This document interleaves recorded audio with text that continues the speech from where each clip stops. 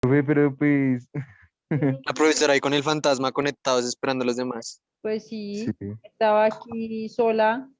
Bueno, no estaba contestándole a un estudiante que la mordió un perro y le dañó las manos. Ah, fue. Ay, Entonces, pues obviamente se encuentra un poquitico achicopalada con el asunto, entonces estaba ahí como tratando de darle ánimo un poquito. Y por eso les pedí un poquitico de su tiempo. Aparte de que me dejaron esperando 10 minutos, ¿no? ay, profe, qué pena. Ay, qué pena, qué pena.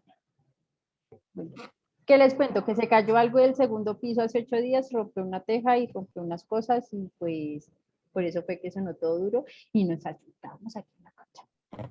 Ah, profe, Pero ya. final inesperado, en serio. El putazo por delante.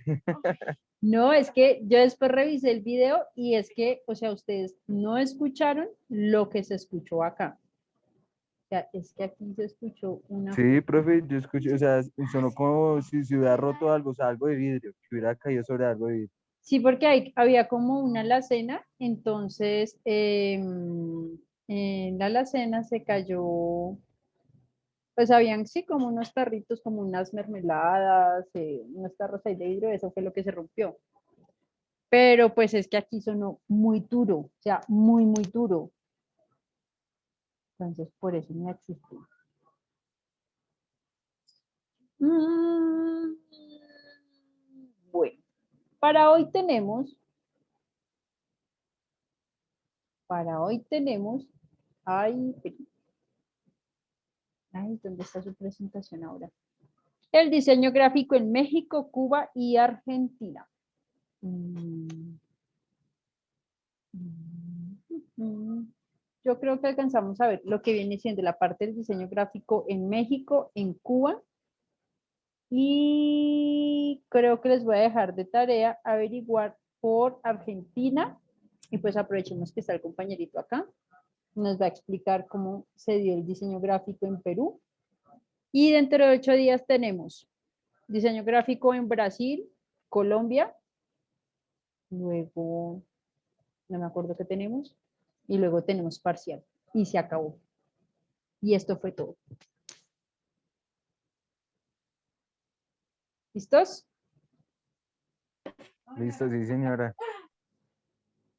Entonces,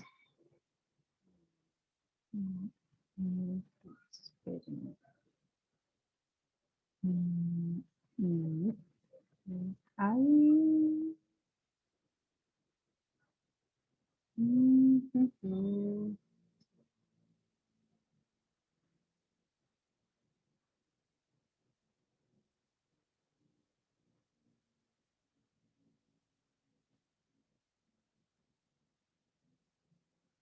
hablamos que al principio,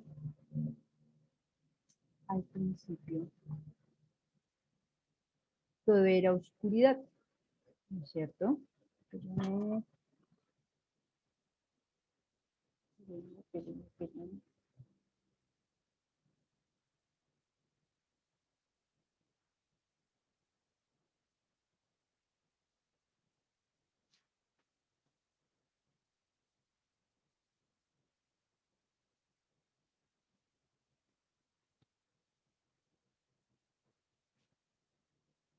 ¿Por qué no estará esta?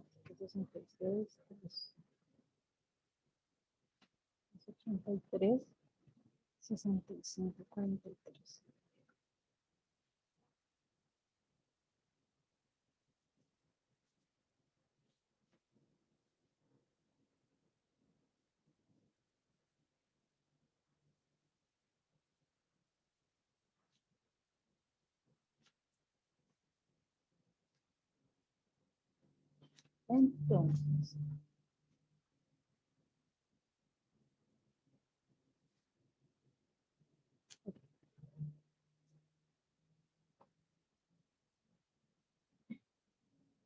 Entonces, hablamos que en México, más o menos,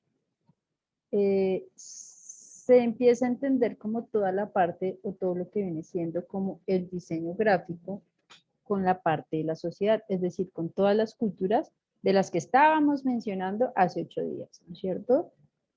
Hablábamos que lo que sucede es que dentro de estas sociedades que ellos tenían, empieza a generar un requerimiento especial de cómo se empiezan a generar elementos de comunicación o elementos conceptuales para generar una sociedad un poco más complejas de lo que existían en ese momento. A partir de las culturas que se desarrollaron o que nacieron en lo que viene siendo en Mesoamérica, existen como diferentes especialistas o diferentes elementos de ideogramas y signos y representaciones que nos ayudan a generar como una capacidad expresiva. Hablamos de cómo todos esos elementos o cómo todos los símbolos que estas comunidades empiezan a utilizar, empiezan a hablar sobre cómo ellos estaban distribuidos y cómo todos los elementos que ellos utilizaban tenían como centro lo que viene siendo la parte del cosmos, la parte ambiental, todos esos elementos importantes, esos mitos y esos hitos históricos que estaban surgiendo dentro de su sociedad. Entonces, hablamos de algunas comunidades, como lo vienen siendo los mayas, los mixtecos, los aztecas, que empiezan a generar o empiezan a hacer legados de su cultura por medio de algunos recipientes o algunas estructuras donde plasmaban todos los símbolos que ellos empezaban a utilizar como elementos de comunicación. Entonces empezamos a mirar cómo ellos desarrollan algunas pinturas y algunos murales para poder generar elementos de construcción, ya fuesen religiosos, ya fuesen domésticos, pero ¿qué sucedía con todos los elementos que ellos utilizaban? Cada uno de los elementos que utilizaban eran generados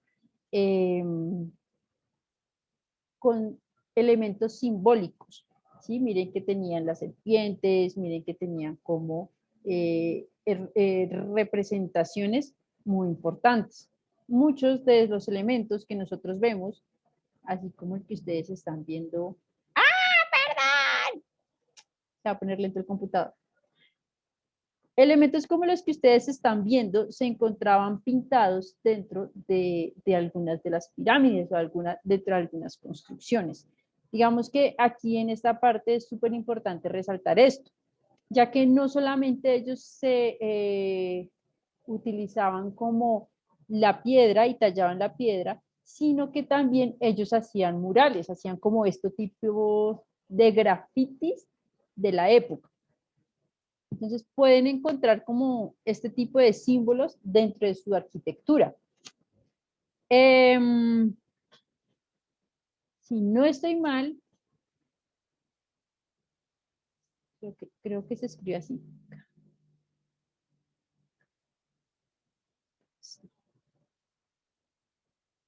¿Cómo es que se escribe?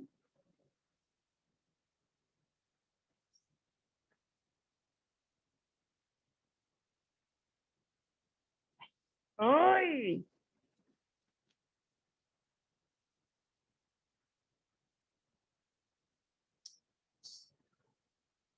No.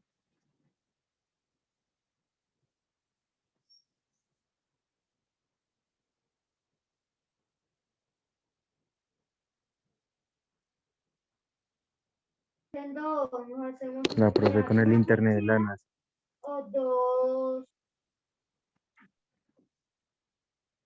¿Listo? Tenemos murales como el que ven ustedes en este momento. ¿Listo? Estos elementos empiezan a dejar como constancia de la gran maestría de los creadores o de los elementos de perfección que tenían para ese momento, para el desarrollo de sus pinturas. Fíjense que desde siempre la cultura mexicana ha sido cultura que tiene como muchos colores, muchos tintes, se resalta como por ese simbolismo que es muy notable. También tienen como algunos colores que no se presentan en todas las culturas, que es el color azul. Y aunque en esta casi no se nota,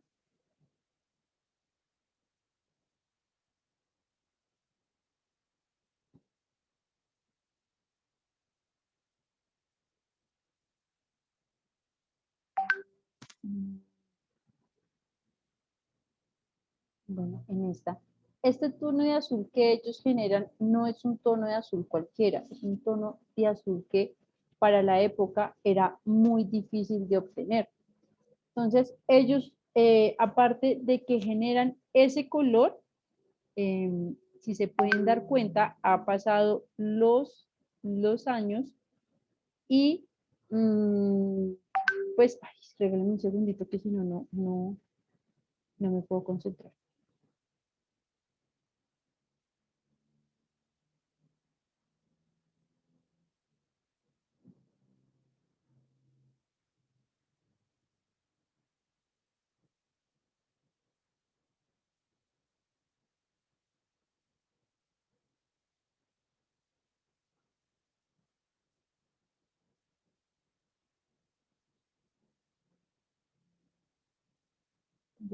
Es que la chica que les comenté, ya. Entonces, les estaba contando, aparte de que el azul es un color que no nace o que no tanto a las culturas, es un color como azul de esmeralda que es muy particular y que a pesar de todo el tiempo que ha transcurrido, se sigue manteniendo casi que intacto. Entonces son colores o son culturas que empiezan a generar un color muy complejo dentro de los elementos de comunicación y que empiezan a generar como elementos de la naturaleza. Es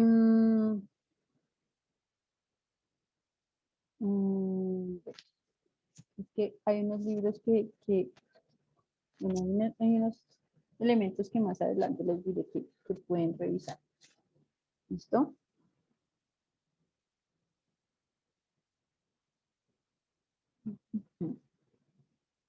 Tenemos que posteriormente viene lo que viene siendo la colonización y el virreinato.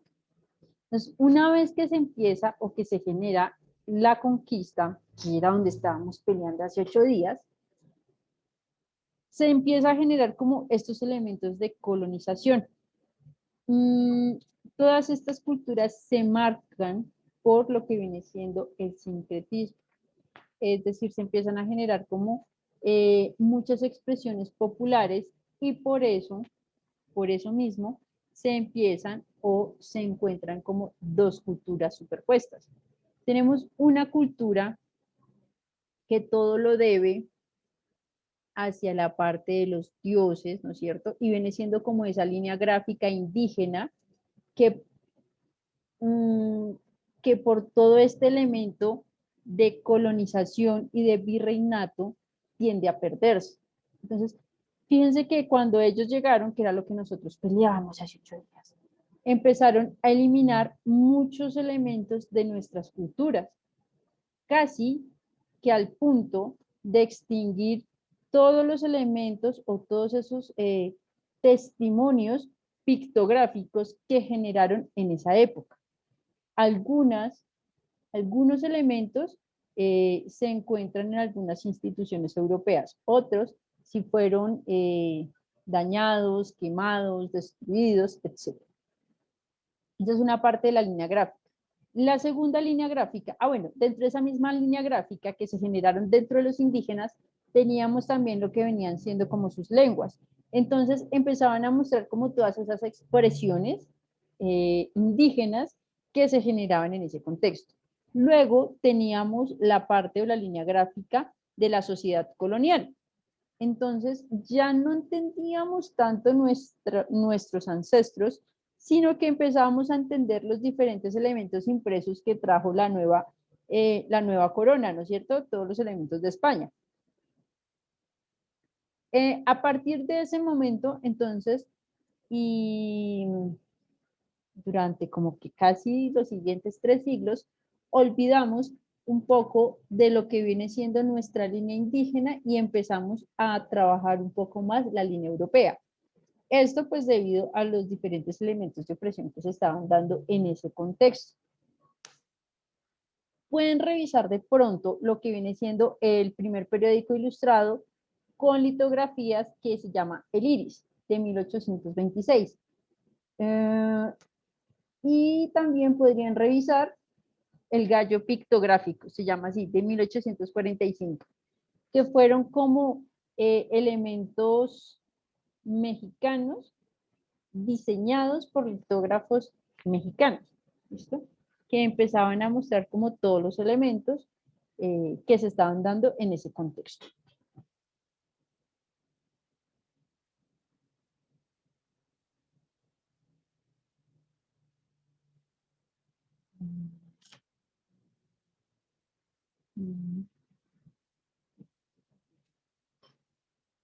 Luego tenemos que hacia el siglo XIX empezamos a generar lo que fueron los litógrafos o líderes culturales. Hablábamos de líderes culturales porque empezaban a generar política. Entonces, estos líderes introducen en México lo que vienen siendo diferentes patrones o diferentes estilos de vida y de conducta. Se puede decir que el periódico en esta época, sobre todo, hubo uno que se llamó El Hijo de Huasi. ¿Cómo se escribe?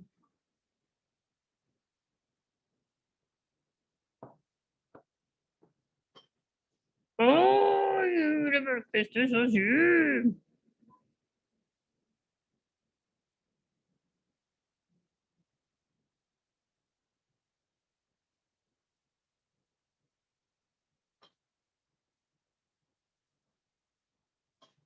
Estos fueron como algunos elementos gráficos que se alcanzaron como a rescatar de ese periódico,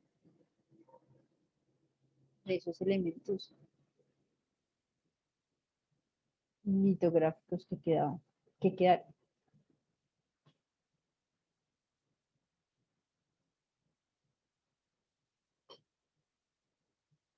Y junto a estos, ay,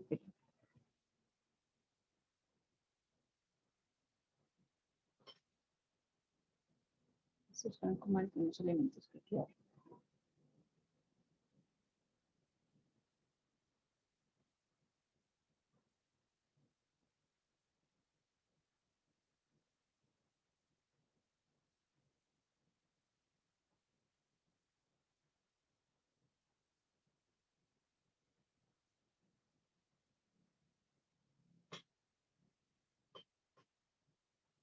¿Listo? Junto a estos elementos se empezaron a llamar lo que vienen siendo los litógrafos viajeros. Es decir, fueron todos estos elementos independientes de México que generaron como de elementos nobles, empezaron a mostrar como un país diferente, más o menos era lo que trataba de hacer. De este modo, toda la parte de la técnica de la litografía se utilizó prácticamente durante todo el siglo XIX. Y pues a partir del siglo XX empieza a tener obviamente una decadencia de todos los estilos porque empiezan a generarse nuevos estilos de reproducción un poco más, como más digitales, por así decirlo. Entonces se empieza a perder como todos esos elementos de litografía y pues aparece todo lo que viene siendo el fotograbado, la impresión offset, etcétera, etcétera, etcétera. Con estos elementos se empieza a dar lo que viene siendo la identidad post-revolucionaria. Esta identidad se da más o menos entre 1876 y 1910. Tiene un carácter político, obviamente aquí ya se empiezan a generar lo que vienen siendo los volantes, y estos volantes vienen acompañados por elementos muy descriptivos, muy escandalosos, muy indecorosos de la colonia europea. Entonces, tratan de mostrar cómo esos elementos editoriales del periódico de manera independiente y de oposición al gobierno que estaba en ese momento. Entonces, lo que se hacen es generar un estilo un poco más de imaginación, un poco más popular, y lo que hace es tratar como de decir al mexicano como que, oiga, papito, despierte, ¿sí? Es básicamente lo que trata de hacer esta nueva identidad revolucionaria. Como aquí ya tenemos otros, empezamos como a tener otros elementos de impresión, empezamos a generar ilustraciones. Y durante 1920 más o menos, se inicia pues todo este movimiento cultural y toda esta idea post-revolucionaria, y empiezan como ¿cómo se dice? Como atraer grandes masas a campesinos, a todas esas personas que estaban siendo como olvidados dentro de la parte política. Así, de este modo, lo que hacemos es tratar de promover a los diferentes dibujantes que se desarrollaron o que se crearon en México. Entonces tenemos a Díaz León, tenemos a Gabriel Fernández Ledesma y tenemos a Leopoldo Méndez. ¿Listo? Leopoldo Méndez es quien hizo esta imagen que se encuentra acá. Esta era como la parte que se empezaba a generar. Luego, después de eso, se generó lo que viene siendo el exilio. Este exilio habla sobre toda la solidaridad o marca todo el asilo político que se dio entre 1938 y 1942 a los diferentes refugiados de la Guerra Civil Española.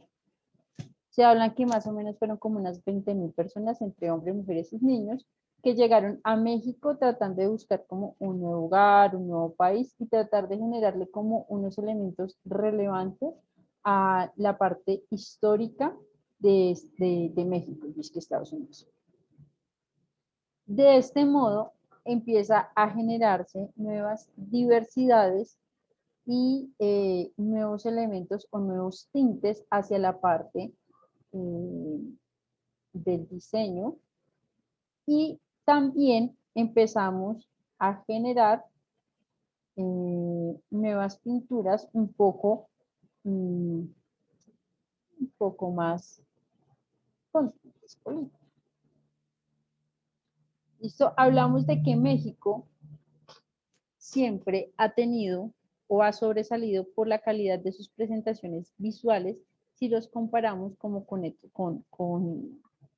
toda la parte latinoamericana en cuanto hacia la parte de sus culturas.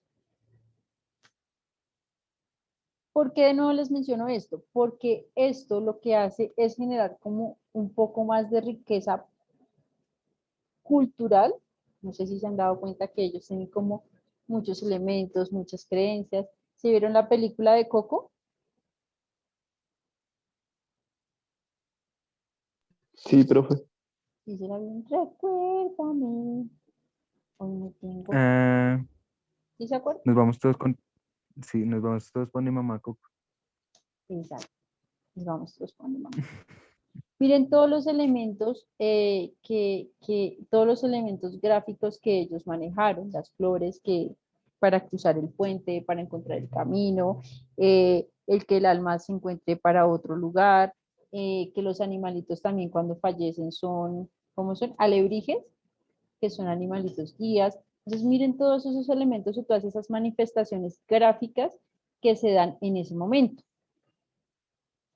Entonces, también hay que resaltar que dentro de México se generó una guerra civil.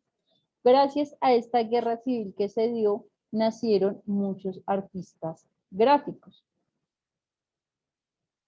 Entre ellos tenemos a Joseph Renaud, Miguel Prieto, Vicente Rojo, ¿listo? Y aquí algunas de sus obras. Por favor, investiguen un poquitico más de ellos, porque si no se me alarga, entonces aquí un poquito la charla. ¿Listo? Y tenemos lo que viene siendo la generación de los iniciados. Ah, yo quería que vieran este, que me pareció muy chévere. Ay, esto no era, yo les juro que cuando puse...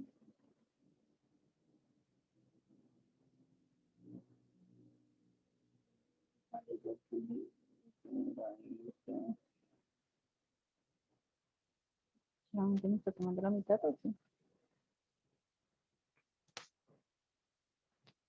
Sí, solamente me estaba tomando la mitad. ¿Sí? Todas estas obras que ven aquí son de Germán Montalvo. Pues si de pronto tienen como alguna idea. Como odio eso. ¿No?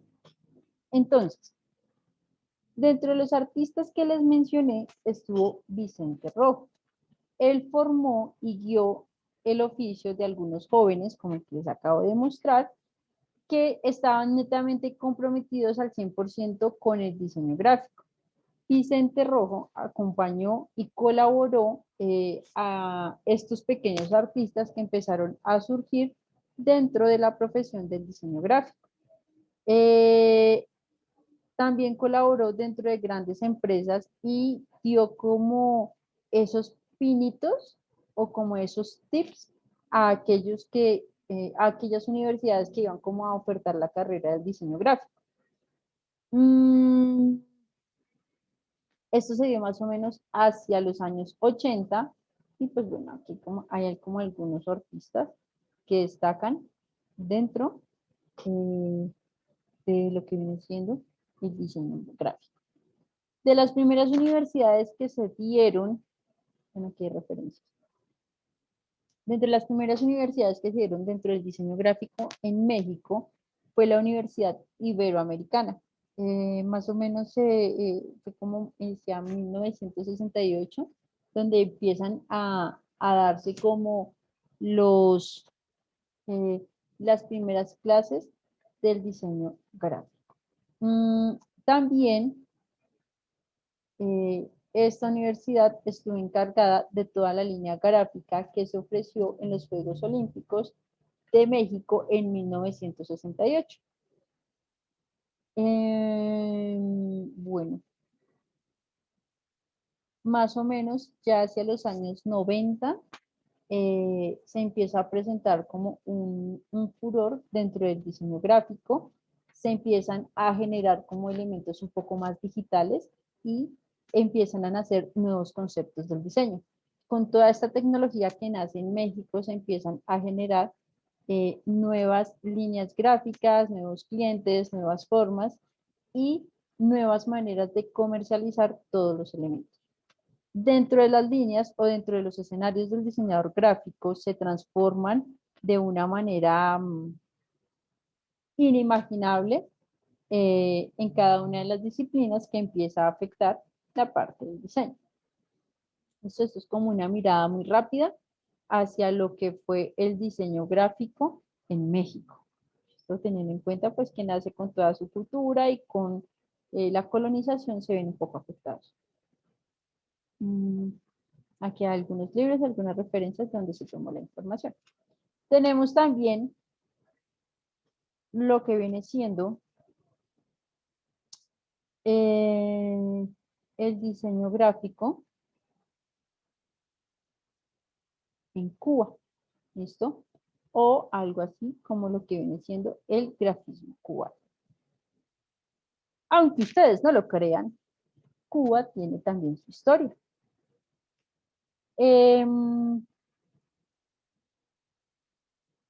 Cabe resaltar que hubo un momento en el que Cuba se encontró estancada. Entonces, Cuba nace con el boom publicitario más o menos hacia, ay, se me durmió el pie, hacia 1948 y hacia 1958.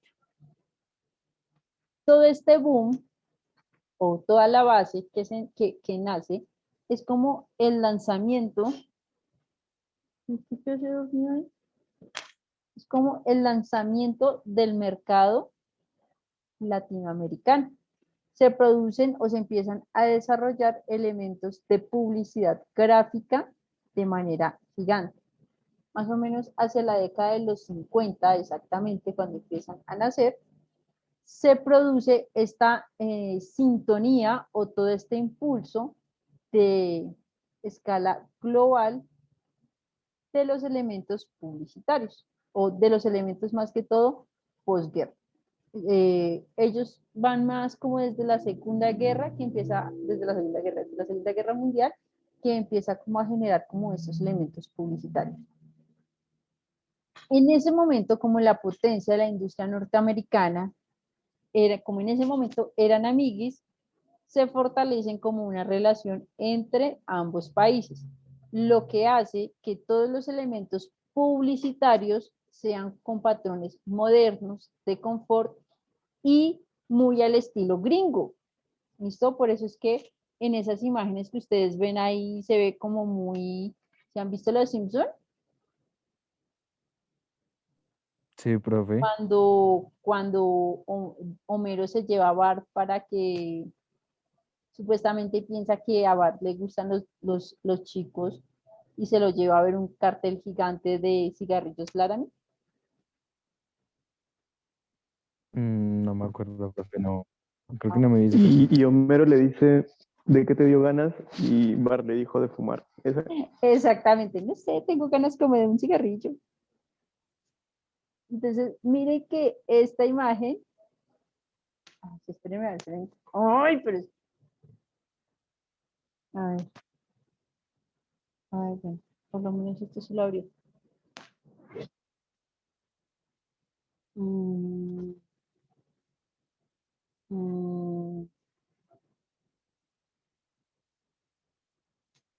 ¿Cómo es que se llama? Cigarrillos y vale, a ver si lo encontramos.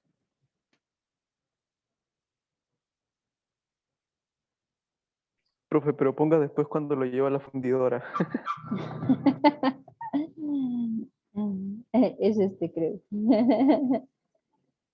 Hijo, vamos a arreglar esto. Para mañana serás un Stallone cualquiera. ¿De qué estás hablando, Mero? ¿A dónde vamos? A un par de lugares masculinos normales. Padre e hijo.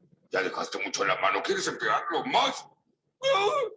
No, va a pensar que no quieres tocarlo. Pronto dale la mano. Recuerda, hijo. Pase lo que pase, siempre te querré.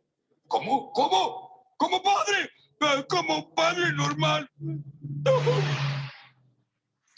Ay,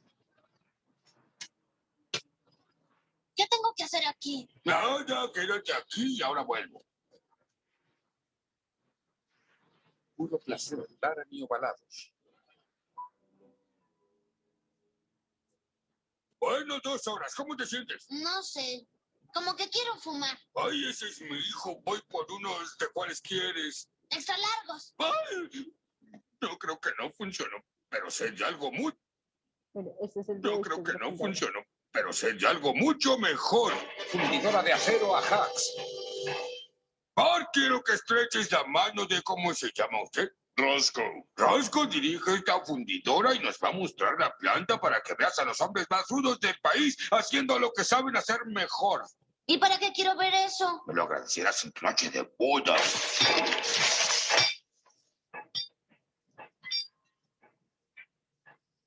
Oigan, atención. Quiero que saluden a mis amigos los Simpson. ¡Hola, Simpson! ¡Ay, ahora resulta que todos son locas! Ay, que te estés quieto, tienes una chispa en el cabello. ¡Ay, quítamela, quítamela! Aquí viene lo bueno, jóvenes. Papá, ¿por qué me traes una fundidora gay. Ay, no sé, eso es una pesadilla. Todos están enfermos. Sí, y no es gripe, gordito. Ay, mi hijo no tiene salida. El mundo se volvió gay. Ay, Dios mío, ¿qué está pasando ahora? Trabajamos y nos divertimos.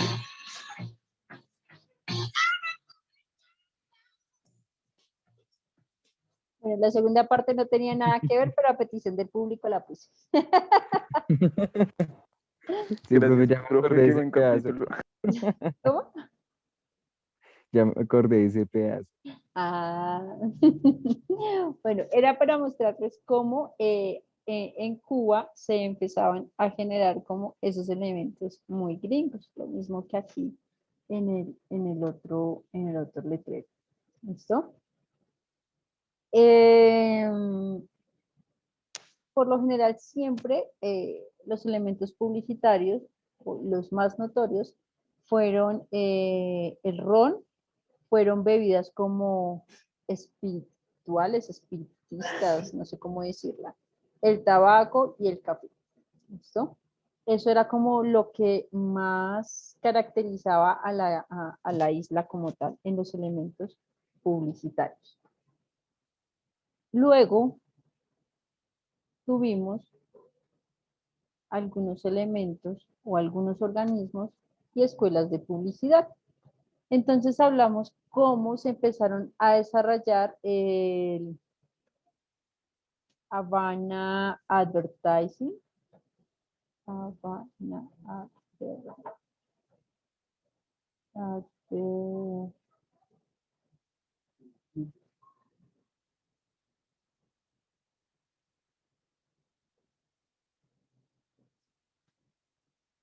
Ay, que si es que esta vaina es toda rara, cuando quiere funcionar, funciona y cuando no, no. Y se acaban todos estos elementos publicitarios, como los que ustedes encuentran ahí. Más o menos hacia 1935 se empiezan a promover estos elementos publicitarios dentro de la isla, lo que posteriormente se empiezan a hablar de las agencias de anuncios, una asociación de agencias de anuncios, la AAA, y la Asociación Nacional de Profesionales Publicitarios. Entonces, esto lo que ayuda es a generar una escuela de publicidad y de este modo se empiezan a corroborar o se empiezan a establecer las bases para el perfeccionamiento de la actividad publicitaria. Esto en cuanto a los diferentes elementos publicitarios que se empezaron a dar en la isla. Luego tenemos, bueno, cabe mencionar que uno de los artistas más importantes dentro de esta parte publicitaria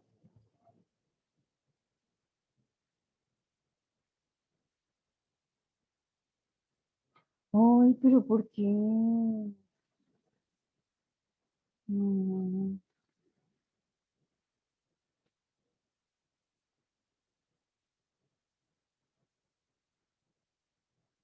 No veo elementos publicitarios de eso. Lo que hace es generar elementos o carteles en Cuba. Este fue como uno de los de Rafael Morante, fue uno de los íconos claves para toda la parte del desarrollo gráfico de Cuba. ¿Listo? Él duró más o menos como, creo que 9 o 10 años, huyendo de toda la guerra civil española, y cuando llega a Cuba empieza a generar o realiza lo que viene siendo la técnica latinoamericana en publicidad. Y pues es uno de los cartelistas cubanos más importantes dentro de la industria y, mírenlo acá, mírenlo acá. Él firmaba como IC, AIC, ICAIC, ¿listo? Él firmaba así. Esta era toda su firma. Entonces, más o menos toda esta relación de la publicidad se dio hasta los años 50 y más o menos como hasta el año 58. Él fue como de los más representativos dentro de toda la industria gráfica, dentro de toda la parte publicitaria.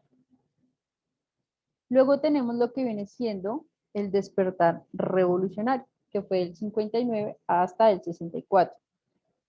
Esto lo que hace es generar un cambio completamente dentro del ámbito gráfico, se empieza a generar una contextualización nacional y se empiezan a generar valores revolucionarios un poco más fuertes. Se empieza a marcar como toda la cultura, toda la parte económica, todos sus elementos políticos y también empiezan a desarrollar lo que viene siendo su línea gráfica. Tenemos entonces que esto conlleva a un cambio total de la centralización de la economía. Entonces, al cambiar toda la parte económica, se empieza a generar un cambio en toda la parte de la industria, de la cultura, de la política, incluyendo la parte publicitaria. La parte publicitaria lo que hace es como intentar adaptarse a la nueva situación económica que se está dando y lo que hace es como tratar de dejar a un lado toda la base comercial. Entonces, ¿por qué dejan toda la parte comercial y se dedican más hacia la parte política? Porque ahora toda la parte gráfica depende de la política. O sea, si se quiere mantener, se tiene que adaptar como a lo que está sucediendo.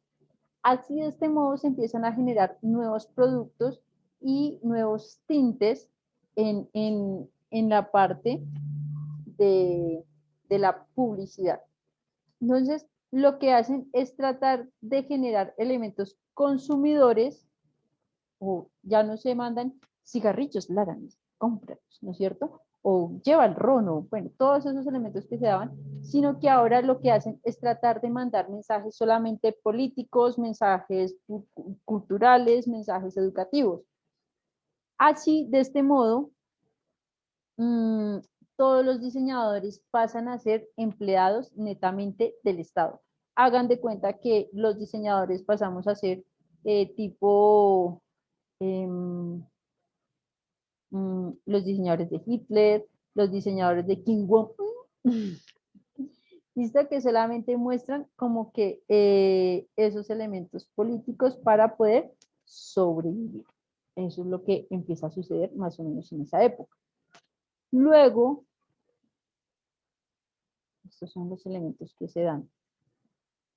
Luego la publicidad es considerada como un elemento propio del capitalismo. Entonces, ¿qué es lo que hacen? Empezar a desaparecer todas esas escuelas de publicidad. Y en 1961, el 22 de febrero de 1961, en Cuba, se declara la muerte o se hace una prueba de lapidación.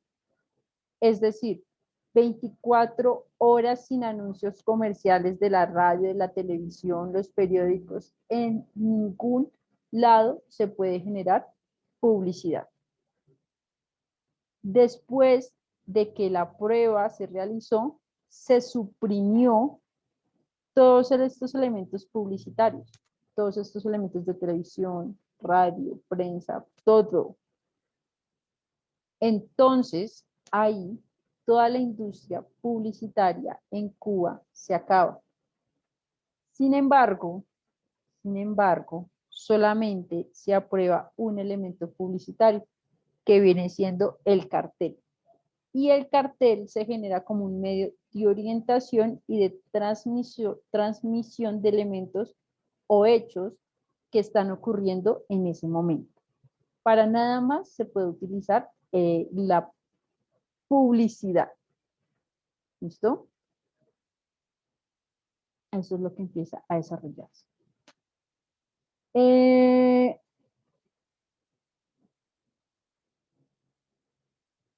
Hubo un periodo que se llamó como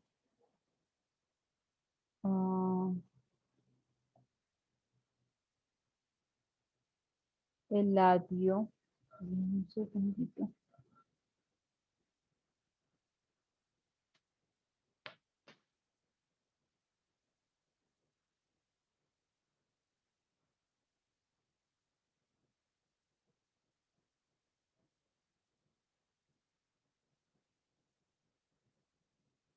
Eladio Ridabulla, que más o menos genera este tipo de elementos publicitarios y que es como el rey del cartel en Cuba. Aunque al principio él empezó realizando como carteles de cine, posteriormente se reconoce como uno de los revolucionarios en Cuba por estos elementos gráficos que él propone. Luego, él se destaca dentro de los elementos de serigrafía y de ilustrador.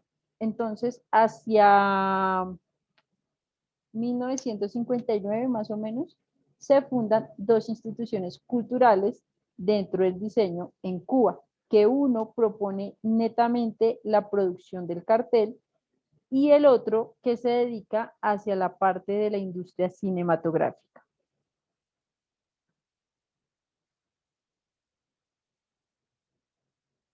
Hacia 1965 y 1975 se dice que el diseño vuelve a despegar. En esa época lo que sucede es que los periódicos, como es el único medio publicitario, se empieza o se reconoce como el mayor elemento del diseño gráfico dentro de esa época. A pesar de ello, los periódicos se ven reducidos de manera abismal, pero entonces nace un nuevo elemento o se empieza a reproducir un nuevo elemento, que vienen siendo las revistas. Entonces las revistas empiezan a generar nuevas colecciones, empiezan a generar como nuevos elementos y dentro de estas, día a poquitos van metiendo como elementos publicitarios. Así, de este modo se empieza a generar nuevos elementos publicitarios directamente desde la parte de los carteles. Entonces, normalmente, hacia esa época, se maneja solamente una técnica que viene siendo la serigrafía y se maneja un formato de 52 centímetros por 76 centímetros. Es el único formato que se reconoce, no se reconoce ningún otro. ¿Listo? De este modo se comienzan a aumentar todo lo que viene siendo la parte de las vallas, los carteles, y se crea como un elemento de comunicación fundamental.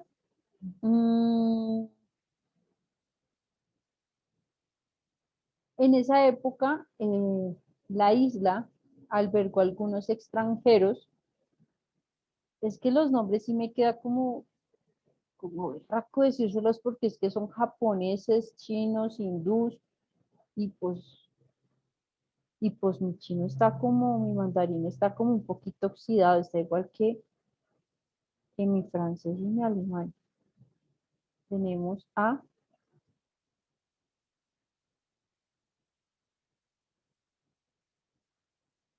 si alguno lo sabe mencionar.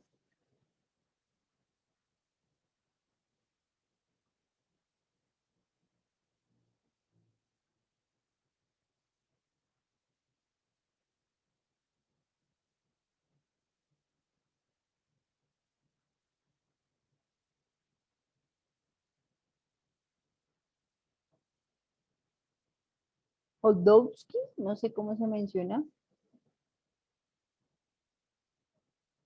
Listo, tenemos a Albert Caper. Listo, que genera estos elementos.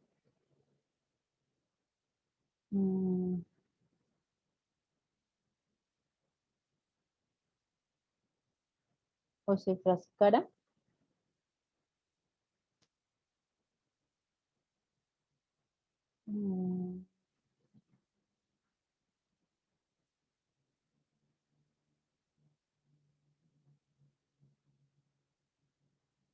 ¿Está? y tenemos al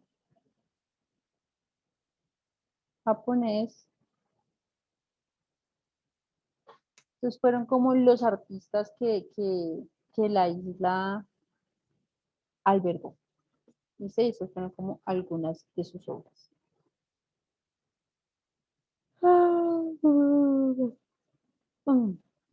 Para que lo tengan en cuenta. Cada uno de estos estilos que le empezó a dar los diferentes extranjeros a la isla, le empezaron a dar como un tinte y un tono en específico a los elementos gráficos que se desarrollaron en esa época. Hacia más o menos, hacia la época de los años 70, se comienza a desarrollar como cierta actividad dentro de los envases y dentro de los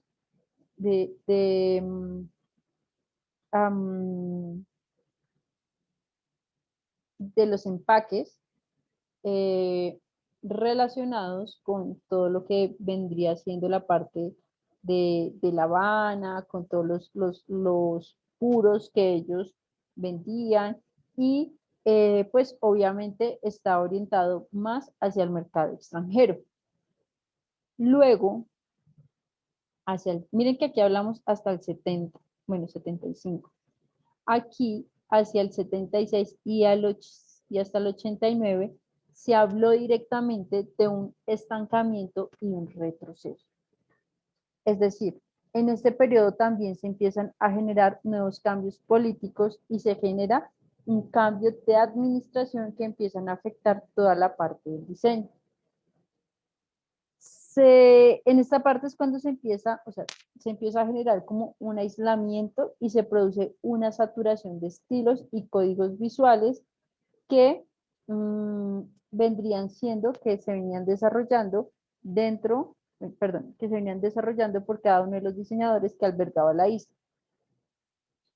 Mientras el resto del mundo empieza a innovar en cuanto a tecnología, ¿no es cierto? Empiezan a desarrollar nuevos elementos de impresión. La Habana se queda con todos, como con toda la parte que ellos manejaban. No incorporan mucho o no van mucho hacia la parte de los computadores, hacia la parte de nuevas herramientas y se ven muy limitados en cuanto a los recursos de impresión. Entonces, todos estos factores que se empiezan a desarrollar y al ver como este retroceso que se empieza a generar dentro de la isla, muchos diseñadores prefieren irse antes que continuar. Entonces hablamos de diseñadores como Antonio Fernández, como Félix Beltrán, como Tony Ebra, que vienen siendo diseñadores que ya tienen que salirse para poder mejorar o para facilitar el oficio que ellos tenían en La Habana, ya que al estar como, no sé cómo decirlo, como limitados hacia la parte informática, no tienen como elementos, o sea, no pueden mejorar ni de manera cualitativa ni de manera cuantitativa en cuanto al diseño. Entonces, ellos mismos sienten que el generar ese retroceso tecnológico dentro de la isla no les va a permitir generar elementos funcionales o elementos visuales, ni tampoco les va a permitir evolucionar dentro de su carrera. Más o menos hacia la época de 1980 en Cuba se empieza a hablar o se desarrolla lo que viene siendo el diseño industrial.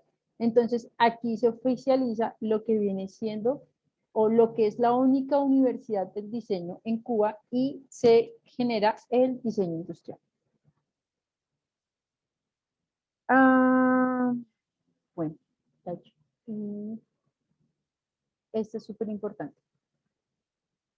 Edgar Muñoz es uno de los diseñadores, dibujantes, pintores, ilustradores, autodidactas, mejor dicho, era el man más importante dentro, o uno de los exponentes más importantes dentro de la escuela de Cuba, y uno de los maestros cubanos del cartel.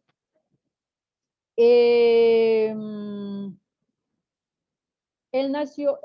realmente nació en España, pero hacia 1941 sus padres se fueron directamente a La Habana hacia 1941. Sus padres se fueron a La Habana directamente pues a buscar como una mejor oportunidad, teniendo en cuenta la posguerra, y empezar a generar como una calidad de vida más interesante de la que se podía ofrecer en ese momento en España. Él no tiene ningún entrenamiento dentro del diseño gráfico, pero empieza a generar como los primeros carteles dentro de la industria, y hubo un diseñador que se llamaba Patch, que fue como quien lo empezó a instruir y quien le dio como toda la carrera. Más o menos entre los dos crearon como, entre Patch y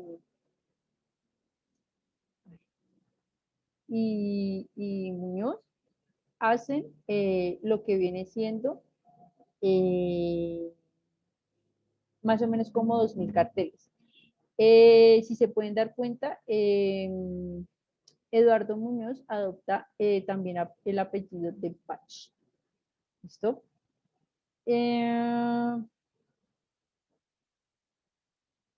Bueno, luego tenemos lo que viene siendo hacia 1990 y hacia el 2000, lo que viene siendo la crisis y el repunte del grafismo directamente en Cuba.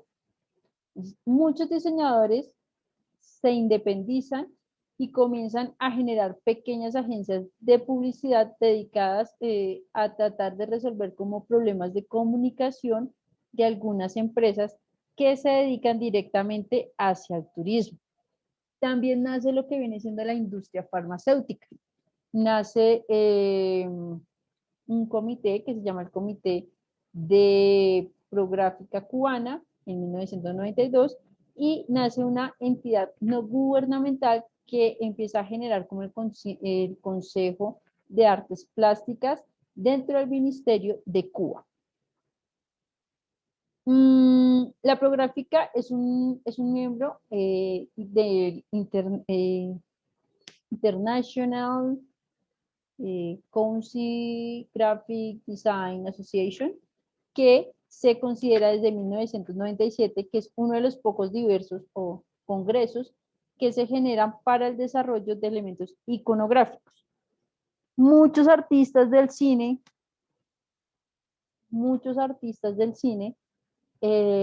nacieron allí y empezaron a generar elementos digitales dentro de la industria. ¿Listo?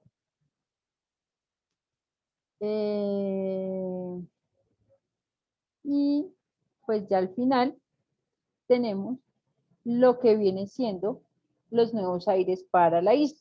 Hablamos de nuevos aires para la isla porque muchos de los diseñadores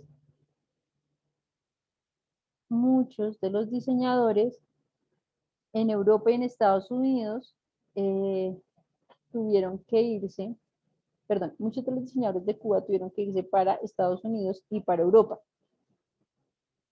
Entonces, ellos empezaron a generar elementos geográficos y empiezan a generar como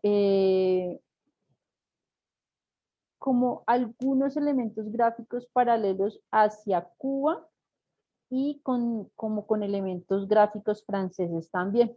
Esto lo que ayuda es a generar como un instituto de diseño superior desde La Habana, y que tiene como, ¿cómo se llama eso? Como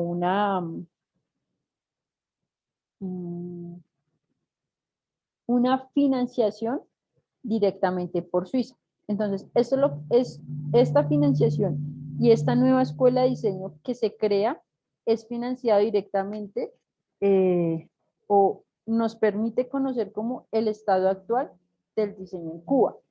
estos elementos contemporáneos empiezan a generar elementos directamente desde la isla. Entonces podemos ver este pequeño detalle como el que viene siendo Cuba Libre, ¿no es cierto?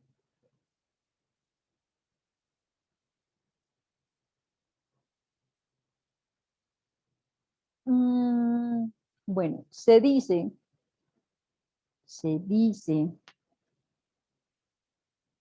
que Google ha tratado como de generar un acuerdo con el gobierno cubano para poder mostrar o para permitir elementos sustanciales. O sea, Google lo que quiere hacer es como ofrecer conectividad, ofrecer internet a Cuba a cambio de mostrar como todos los elementos gráficos que ellos tienen.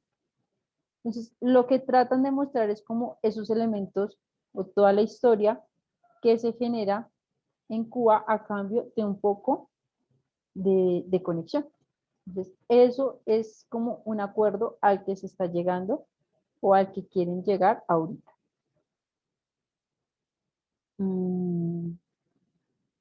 Bueno, algunas referencias y van a investigar lo que viene siendo el diseño gráfico en Argentina y lo que viene siendo el diseño gráfico en Perú. Para facilitarles un poco la tarea,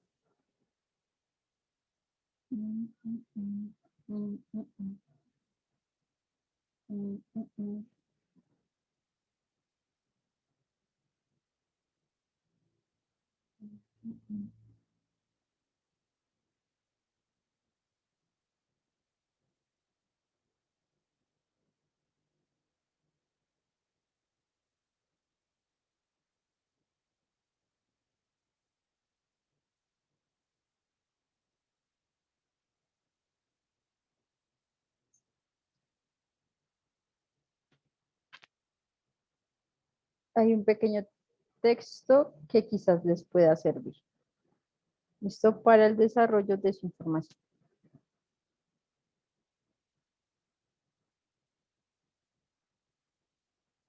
Entonces, dentro de 8 días vamos a hablar como de estos elementos que ustedes averiguaron.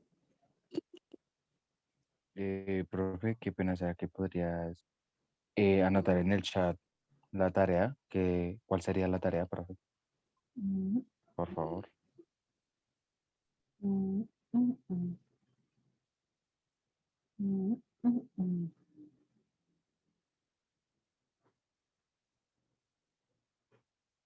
pica la punta de la nariz. Ah, bueno, no, ya sé. Cada uno va a tomar un tema. Argentina, Perú y Ya sabemos a quién le toca Perú, ¿no? Brasil. Pues si quiere, ¿no? No es obligatorio, puedes tomar otro. Bueno. Como quiera, Juan.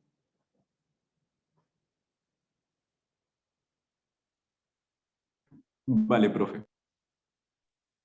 Entonces ahí divídanse entre los tres como quieren trabajar. Pues para yo voy a elegir Argentina.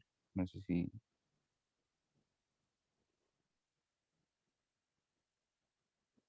Sí, profe, me quedo con Argentina. Ok.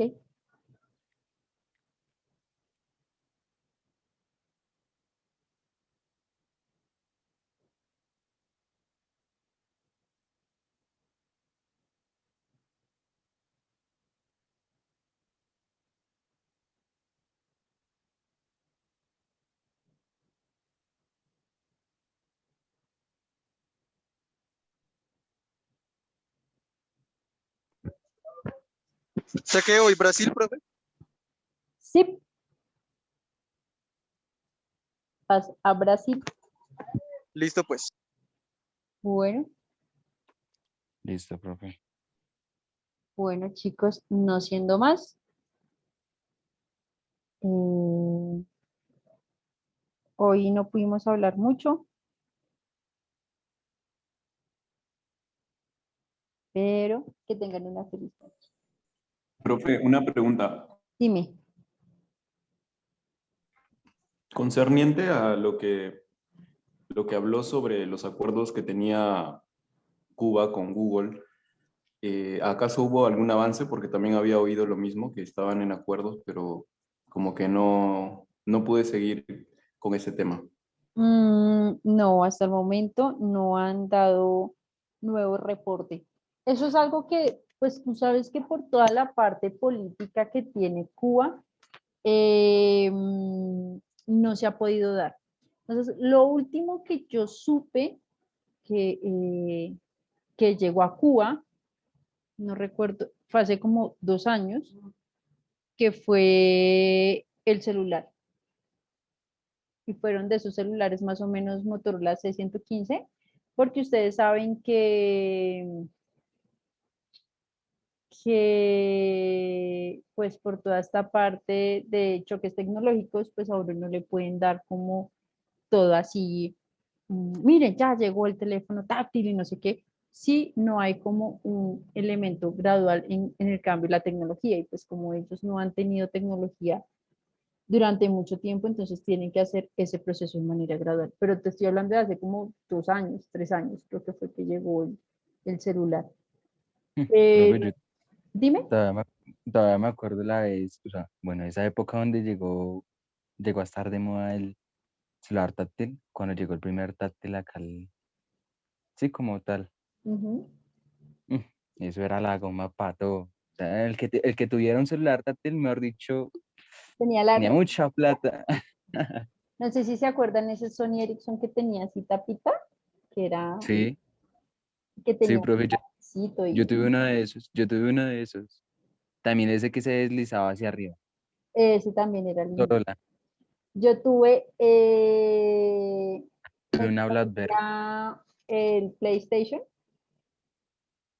¿Cuál, profe? el que parecía como el control de un PlayStation. Ah, sí, ya me acuerdo cuál, sí.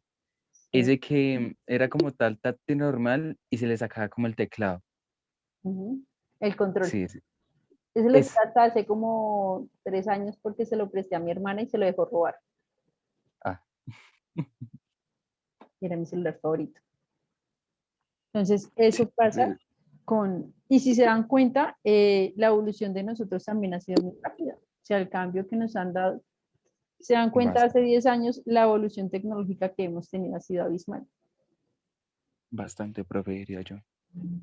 Asimismo, más o menos tiene que empezar a ocurrir con Cuba, pero pues esperar a ver porque pues ustedes saben que toda la parte del gobierno es un poco compleja.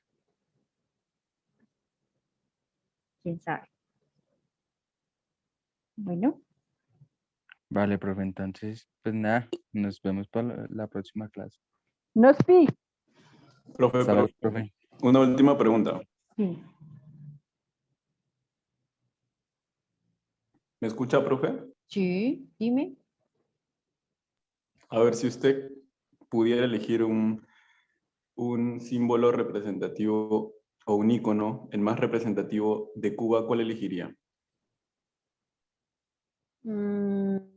¿A qué Que usted diga, que usted lo vea y diga, ah, esto es Cuba. Para mí, ay, no sé si la parte de los puros, yo creería, no sé, ¿por qué? Ah, vale, profe. No, es que yo pienso que cada uno tiene, pues, una referencia que le dice, esto es de tal país. Y creo que eso es ya muy subjetivo de cada uno. Sí, sí, pero pues no sé, no sé.